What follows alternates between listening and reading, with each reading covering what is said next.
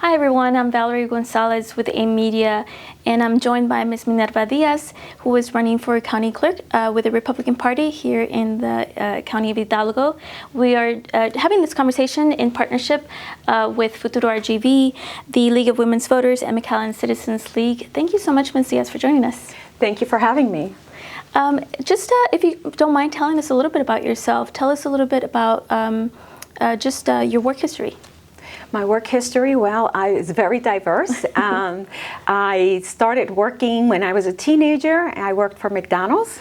And then when in college, I worked for fast food in Tom McCann, and then I got a scholarship. I got commissioned, graduated from college in 1985, and also received a commission into the United States Air Force, and I was the only female officer that year to receive a commission. And from there, I went to Peace Air Force Base in New Hampshire, and I was assigned to the Air Force Office of Special Investigations. So my very first job was a rookie agent to do investigations in the seaboard area, and I investigated fraud, crime, did intelligence, counterintelligence, terrorism, and all that kind of investigations in the Air Force. From there, I went to the Operations Management Division, where they had FB-111s on alert, and we were nuclear-ready FB-111 planes to take off and land with nuclear-ready weapons to defend the eastern seaboard or to attack if we needed to. And from there, a natural progression was to go to the command post, command and control at 68th Refueling Wing, which is in North Carolina, Seymour Johnson, North Carolina. So from Seymour Johnson, North Carolina, I did command and control. I was a part of the team that when we had the incursion, if you want to call it that, or the hostilities with Panama. And from there, I went to California, did my reserve work in California, and then came back, felt the call of the Lord to go into seminary, went to seminary, came back in the reserves as a chaplain. So I have a total of 13 years of military experience. And then after that, as a chaplain, I went into hospital clinical chaplaincy, and I was at the Washington Hospital Center in Washington, D.C. when the Pentagon went down. And so I ended up ministering to the few survivors, Pentagon survivors. Not many people made it out of there. And so I was there when that happened in September 11, 2001. Then in 2003, I moved to Florida. I separated from the military, went to Florida, and tried to continue working as a chaplain, and I had my own practice, pastoral care and counseling, with a local church, and did the doctorate in soul care, which is the highest professional clinical chaplaincy degree. And it's a very specialty because it integrates. It's an interdisciplinary degree of theology and psychotherapy. It's a very unique skill. And I also got involved in politics. I was a realtor, and then the market went bad, and I got involved in politics. I was a police chaplain as well. And then it was time to leave Florida. I was returning back to the Washington, D.C. area in 2016, and I became a community surrogate for the past administration. And I had my own business, Diaz Consulting Society, to advance religious liberty. And I was trying to become a contractor with the State Department as a minority-owned and veteran owner of a contract to do religious liberty throughout the world. That's what I was trying to do.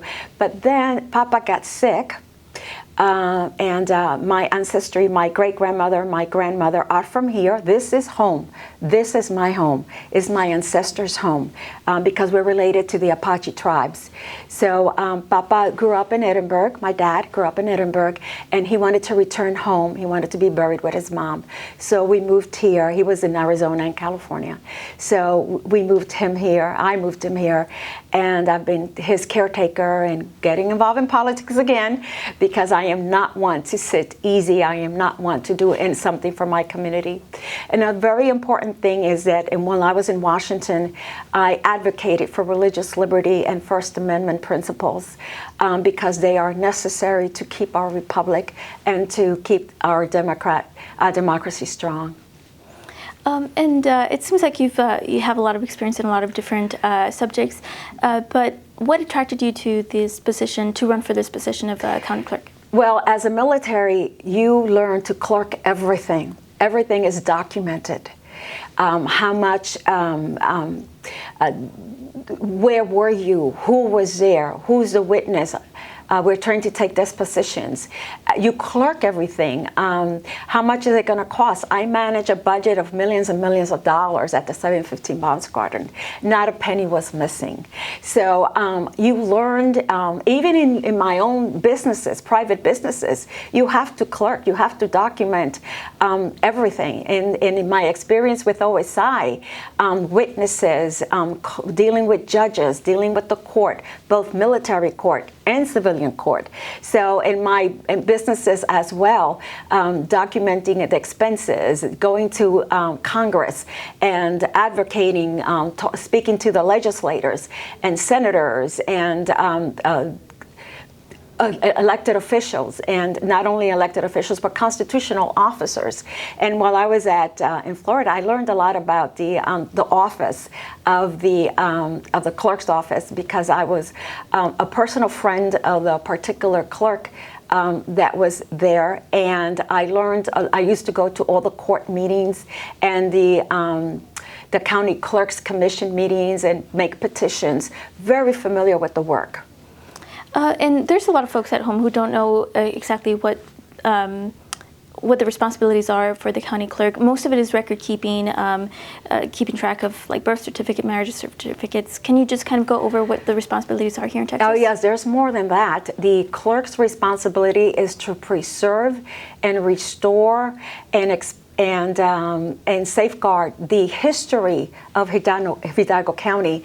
The clerk is also responsible to maintain the records of not only the commissioner's court, but the court at law and the court itself, record its fines, every single document and the actions that the courts, all three courts take, must be preserved and documented by the clerk. Also, they do preserve the residential and commercial properties, data like you mentioned, marriage, family and death, and other miscellaneous items. So the clerk really preserves and keeps the history, and it's important that the clerk takes an initiative to be proactive in the responsibilities assigned to the clerk. In your campaign, you mentioned that you'd like to bring transparency and efficiency to this, to record keeping, to this position. In what way do you believe it's currently lacking? Well, I believe when you don't show up for work, that's an integrity issue. When you don't show up for commissioner's court, and every other constitutional officer is present and you're not, that's an integrity issue. I believe that the elections of 2020, although the election department is a separate department, yet the clerk, along with other constitutional officers, sits on the board that certifies the elections. And we had too many irregularities in this election. This is no secret. I'm not making any charges or any accusations. All I know is that presently the United States Supreme Court has over 500 sworn affidavits of people who testify what they witnessed and what they saw. I was a ballot clerk, and I was wondering about the process, because as a ballot judge, not clerk, as a ballot judge, this is what I saw. The numbers were coming in, and there were USBs that were used, and I guess that's how they do it here. But what I cannot testify is the content of the USB. Republicans did not know the content of the USB, what was in it. Yes, it's part of the procedure, but no one was able to verify what was in it. And I saw Monica de la Cruz was winning, and then when they came with one of the last USBs, all of a sudden she lost. I saw that, and I had enough. I walked out. So I'm not making any accusations. All I know is that our Paxton, our state attorney, is making a lot of investigations and has found a lot of people guilty. Now, this county is known for a lot of corruption, and I want to change that label. I want us to be known as the county of excellence. How do I know that? How do I know this? Well, just Google all the people that have been indicted and been sent to jail, from judges to clerks to elected officials. So I'm not here to make any judgment against my opponent. I'm here because I want to say, I want to bring excellence and dignity and respect back to the office. In regards to efficient record keeping, many people have come to me and voiced the concerns that they lost their inheritance because somebody jumped the gun, had false documents, or their properties and their bank accounts of their parents have been deeded to providers. So how is it that a provider that is not blood related can come in and steal your property, your inheritance, and no consequences? And there were no consequences that I know of. So one has to be, my opponent was asked by, I don't know if it's the Monitor or by another Channel 5 or Channel 4, he was asked about this, and he said, well, they have to be responsible for that. Watch what their inheritance goes, or their parents. True, but you're the constitutional officer and you have the responsibility of oversight. You see what I mean? And in regards to service to all during COVID, a lot of the offices and departments were closed because the safety. But what I found so amazing is we were the only county that closed down. Every other county was open here in Texas. And I know we had a high number of deaths, but so did Houston, so did Dallas. And their offices were still open. So what happened to that COVID money? You know what I want to know? What happened to the COVID money? Who has that COVID money? I know that the commissioners are the ones that issue the orders to disperse how it's going to be spent according to the needs of the public. But the only thing that I could find online was only that a little bit over 1.6 million in change was given to for housing, for rent. Where is that money? Who has it? I don't know. I want to know. So do you know what the first thing I'm going to do when I get to office, when I get elected? I'm speaking it in faith, not in arrogance, is show up to work. And the second thing I'm going to do is order an audit of the budget office. Okay, yes, I was gonna ask you that, so thank you for anticipating that question. Okay. So you mentioned a little bit about elections. Can you kind of just guide us? What does the county clerk do in elections?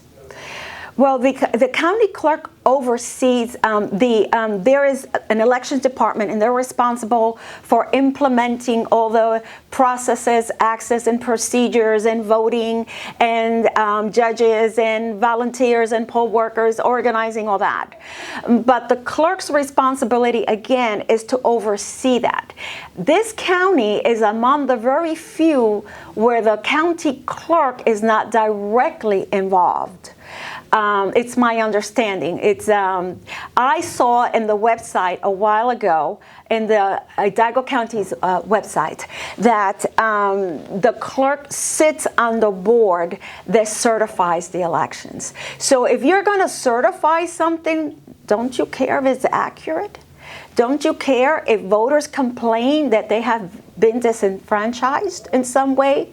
Aren't you going to listen to what they have to say along with the judge, the county judge? I'm intentional.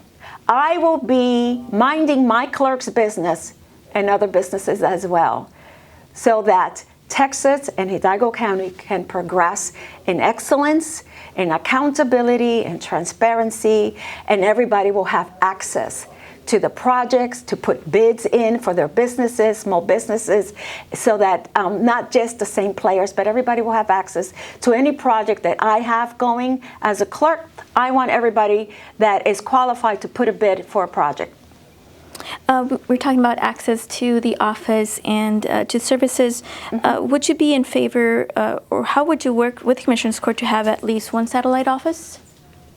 Oh no, we will have more. There's a lot of underserved areas that need Hidalgo City and Sullivan City. I'm going to visit every single area, and then I'm going to implement an educational program.